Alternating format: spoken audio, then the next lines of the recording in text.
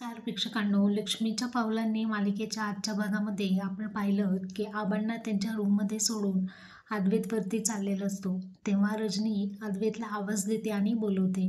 मला तुझ्याशी काही बोलायचं आहे, असं ती अद्वैतला म्हणते. आता रजनी मनातल्या मनात विचार करते की अद्वैतला हीच ती योग्य वेळ आहे, त्याला सर्व काही खरं सांगून टाकायला हवंय. चांदेकर घराण्याचा जो काही शाप आहे त्यामुळेच हे सर्व प्रॉब्लेम होत आहेत, हे मला अद्वैतच्या कानावरती आत्ताच्या आत्ता घालायला हवंय. असा वेळ आणि संधी पुन्हा येणार नाही, असा मनात विचार करते आणि अद्वैतला म्हणते, अद्वैत, मला तुझ्याशी बोलायचं आहे, जरा इकडे येतोस का? आता अद्वैत सोफ्यावरती बसल्यानंतर रजनी धाडस करून त्याला सांगू लागते की अद्वैत, आपल्या घराण्यावरती इतकं बोलणार इतक्यात आता संगीता आणि दिनकरराव आबांना भेटण्यासाठी घरी आलेले असतात.